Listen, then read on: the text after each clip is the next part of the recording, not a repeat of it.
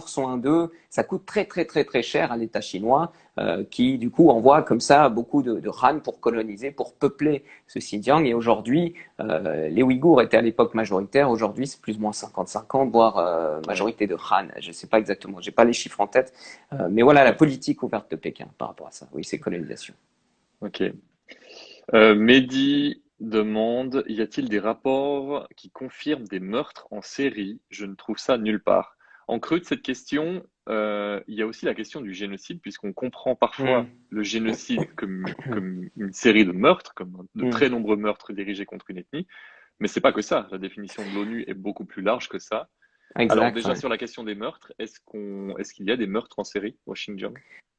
Alors, des meurtres en série, on n'a pas d'informations. Moi, j'ai pas vu d'informations de meurtres en série, de gens adossés à un mur, fusillés, et puis des tas Ouais. de corps dans un coin. J'ai pas la connaissance de charniers. C'est pas dire qu'il y en ait pas, hein. Aucune idée. Et dans les rapports, ils font pas forcément état de ça. Mhm. Il y a des rapports de gens qui sont morts suite à des mauvais traitements, suite à de la torture, etc. Mais est-ce que c'est systématique? Et c'est voilà. Et ça relance sur ta question, qui est celle du génocide. Et effectivement, Mhm. quand on a ça en tête, on pense tous au Rwanda ou à la Shoah, Bien sûr. les Juifs pendant la Deuxième Guerre mondiale. Et souvent, il y a un certain malaise à comparer ces camps-là à ceux du Xinjiang. Est-ce que tout est comparable?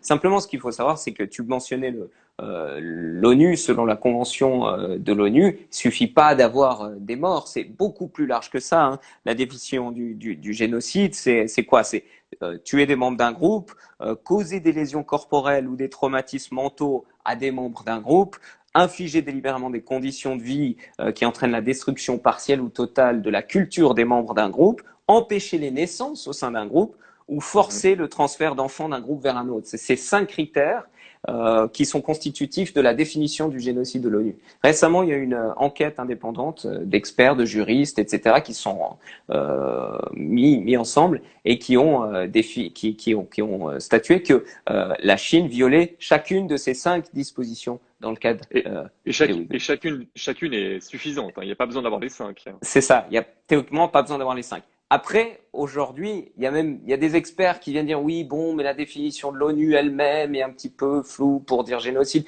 Donc on discute des termes, voilà. Et c'est pour ça que cette semaine, c'est très compliqué de venir dire à la Chine, parce que c'est une bataille de l'opinion publique aussi. On voit que l'opinion publique en Occident a mis beaucoup de temps à se réveiller par rapport à cette problématique-là. Maintenant qu'elle est réveillée, ça met les dirigeants à dos au mur, et donc il y a des condamnations, etc., etc. Mais on voit que la question de génocide au sein de l'opinion publique, elle met mal à l'aise. Donc politiquement, c'est un petit peu, c'est très délicat de recourir à ce terme. Human Rights Watch, en début de semaine, avec l'université de Stanford, ont eux statué que c'était sans aucun doute un crime contre l'humanité selon le traité de Rome de 1998 sur les crimes contre l'humanité de la CPI. Eux ont opté pour le terme de crime contre l'humanité, tout en disant on ne parle pas de génocide, mais on n'exclut pas le génocide et on parlera de génocide si on devait décider de le faire plus tard. Donc voilà, on voit que c'est un petit peu, on discute beaucoup des termes et c'est ça, c'est Mhm. très compliqué. C'est très compliqué au niveau de la terminologie. Ouais.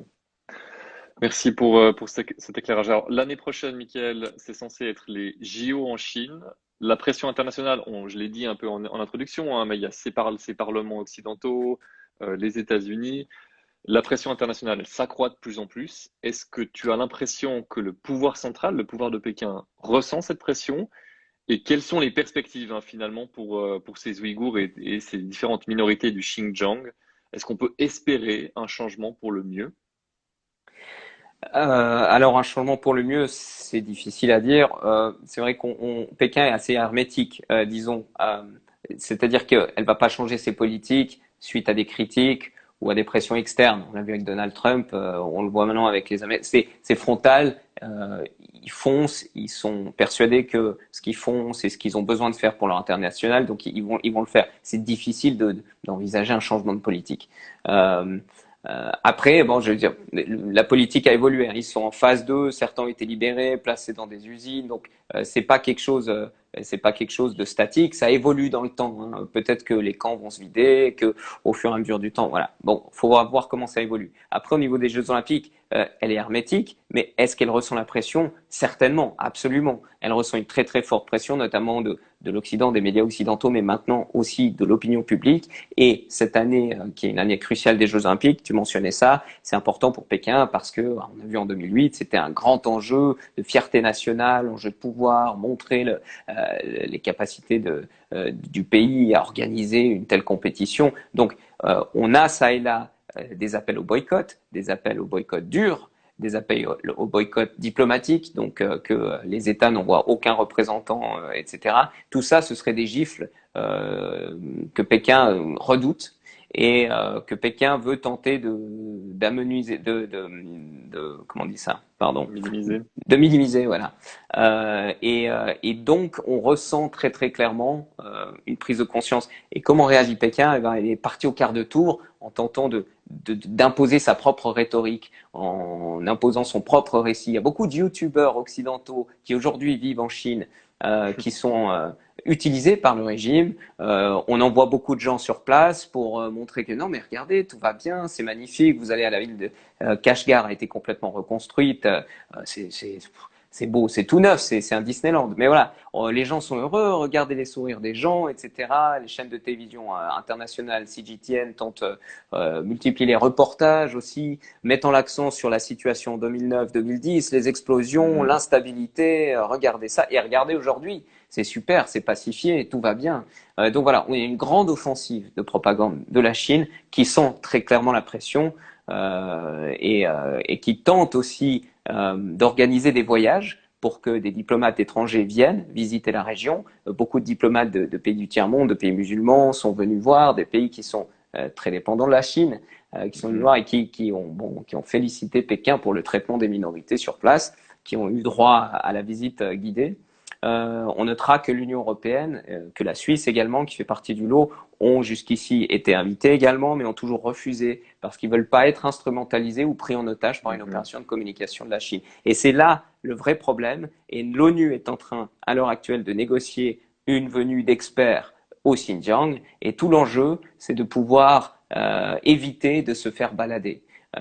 Et que cette visite-là ait lieu dans des conditions les plus honnêtes possibles. Quand on voit ce qui s'est passé avec la visite de l'OMS sur le Covid, on peut douter que ce soit possible pour le Xinjiang. Ouais. Alexandra Bechler 16 te dit merci beaucoup pour votre travail et ces informations concrètes et en direct. Faites bien attention à vous.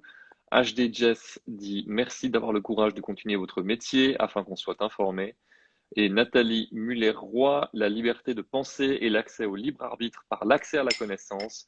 Merci pour votre engagement et ce témoignage. Michael, merci beaucoup de t'être joint à nous depuis la Chine. Certaines personnes demandaient comment te suivre. Donc, on peut te suivre sur Twitter. Je pense que c'est là où tu es le plus actif. Ouais. Donc, c'est Peker M ou c'est, je sais plus lequel est quoi, mais je sais Mick plus non Pecker, plus. je crois. Ouais, Ouais. je sais plus. Cherchons Peker, P-E-U-K-E-R, Ouais. sur Twitter ou sur Instagram où tu es aussi actif.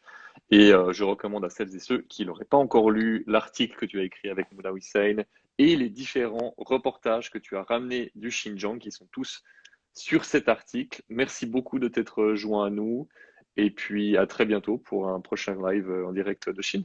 Merci à vous et à bientôt. Bonne soirée, Michael. Merci beaucoup. À bientôt. Ciao.